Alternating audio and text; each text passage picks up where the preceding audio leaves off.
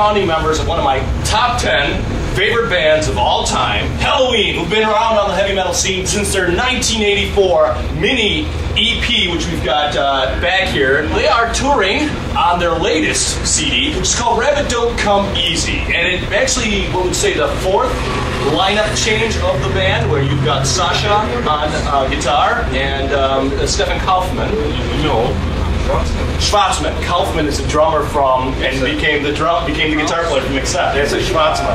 Kaufman, Schwarzman. Hey, is Cross Cup a real name or is it a stage name? No, it's a real name. I'm running a review on Rabbit Don't Come Easy, and it's billed as your triumphant return.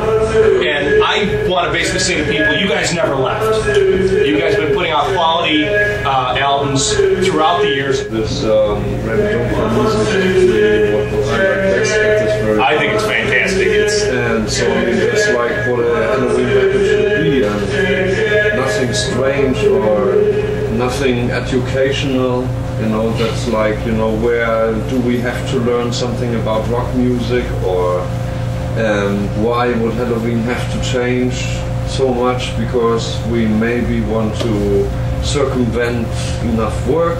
Or what do I know, maybe things are too complicated, or maybe you want to do this, or maybe you want to do that. That's not the thing that Helloween should be about, because every, well, hardcore fan knows what he or she likes about Helloween, and I know that too because I've been there since all the time, and Marcus as well, and even Andy. Like, you know, I mean, he's been following the whole thing right from the start, and so, I mean, we pretty much know what should be Helloween, and so this has not been the case with a few records. Let's say it's been the Blue Bubbles and the Chameleon and the Dark Ride, right? Don't say nothing about Chameleon, that's my favorite album. Yeah, even though it's like... brilliant. It's all good albums, but they are just like slightly too different from what... You know, it's like this, you spend 1 up to 2.5 years in one cycle with one album. No? And yeah. So let's say like 1.5 or 2 years is too much if you do something like the Chameleon, because the fans, they want something else. But now, see, now you're treading on what I feel is dangerous ground, because I think you have to mature as an artist, and I think in Chameleon you really did mature and wrote some great material. Do you always have to be stagnant, putting out the same stuff? I mean, you can listen to Walls of Jericho, and it's brilliant. You guys were young, you were inexperienced, but it's brilliant. Do you want to put out 20 Walls of Jericho albums? I think the beauty of the fact is that you are maturing, that you do experiment. I think Rabbit Don't Come Easy is the best of every one of those albums. Right, because it has you know, it has like variety. And so each time you overdo something with one record, if you go like, we want to go tedious, or we want to go slow, or we want to go groovy, yeah, okay, don't go and do like a entirely groovy Helloween album only because you're in for like doing the groovy thing. No, like, except they once changed, you know, from like a very interesting, energetic, funny band, you know, to something trained, something like, you know, I never forget that. And they called it like the metal ballet, right? Because they were doing those reverse moves and everything, like we do sometimes. That's fun, but you know, then they went on that doof,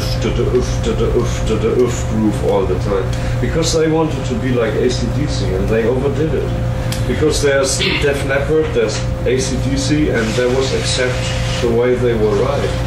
And then they changed everything for the benefit of maybe selling more in the United States, or what do I know what it was for?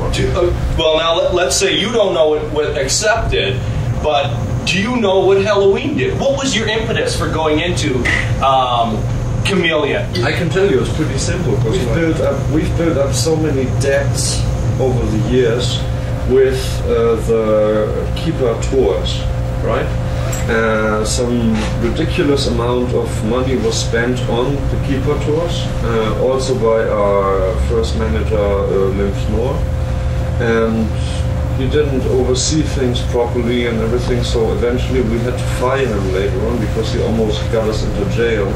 Because like he forgot about tax things here and this and that, you know, and there were like things, you know, it was very, very dangerous. And we went out of the whole thing like uncut and without getting roughed up. And so we accumulated a ridiculous amount of depths, right? And so with the Chameleon, what we tried was to do like a more poppy album, because we thought we can do what we want at that time.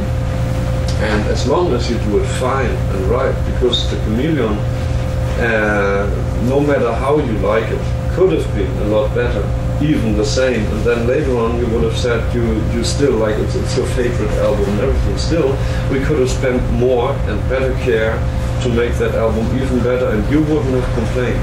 It's just that, like, you know, it's too tedious and there's really not too much of that speedy feel or whatever. But you know, the thing is, the idea was we wanted to make it major because we were on EMI and we wanted to sell big time of this record to get rid of our fucking debts. And that's what it was. And so then, you know, debt comes to us all. It was a mistake because it didn't come along well. It's not a mistake. It was not a mistake. It's a brilliant album, and I think it should be. I think you should be proud of it. And you've moved on. I just said that the thinking. Yeah. Well, you know, and these things happen. These things happen. That's the beauty of life. And before we tell you something, like if we wouldn't have continued and like been, you know, coming up with quality hard rock, heavy metal, power metal, whatever afterwards, right? We'd all be somewhere, you know, in like unemployment offices, you know, suffering from huge debts, right? Yeah. We could only work that off because we've done the Master of the Rings and the Time of the Oath. You know, after the Time of the Oath, we were debt free. And, you know, but remember how long it was. Ever since the Keeper one to the... That was a good 6 years, because Keeper was 89, the second tour, then Heavy Metal Hamsters was like 90, so yeah, it was a good 6 years. And we also had to pay off money to like Noise Records, because they had like a deduction of things up till the Better Than Raw included. Did Chameleon make you the money that you thought it was going to then? No. Not at all. So you'd gone with the intention. Wanting to move on, you know, after Chameleon was a big change. You had lost founding member, drummer Ingo Schwichtenberg, and then, of course, Michael Kisk left as well. And then that's what... Fired. Or he was fired. Whoa, we're getting a scoop on this. This rules. I mean... Stay normal. It's getting a scoop. This is gold. Okay. Yeah, we're keeping that. Tell me something about the latest lineup. You had Mickey D, who first came to fame as King Diamond's drummer in Fatal Portrait and Abigail and whatnot. Now he's the drummer of Motorhead. How did that whole transpire? Because long founding members Uli Kusch and Roland Grappo left or were fired. We'll find the scoop soon enough.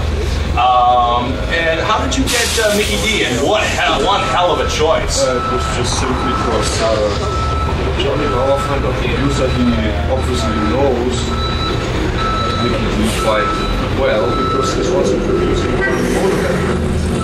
And yeah, that's basically it. I mean, he has the comparison. He knows our characters, and he knows what Helloween would need, because he's been working on all Helloween similar sounding bands he's been doing as well. Starting with maybe Ambuscade, which is another really good band in Germany who had the difficulties and eventually come back in one way or the other. That's what he actually started out with. So I mean, Charlie has a history of bands working with him, saying to him, please make us some Helloween sound, you know, like they sound like we would like to sound, or you know, to give across like that impact that like we're sounding like Helloween or something, because they like it so much. So he's been working more on all this, and he's been perfectionizing all this, even without us. And so finally he ended up working with us, because, well, I met him at the Chateau studio where we've done the Master of the Rings and the Time of the Oath and the Chameleon. And he co-produced, he started with you guys on The Dark Ride, where he co-produced it with Roy Z. Yeah.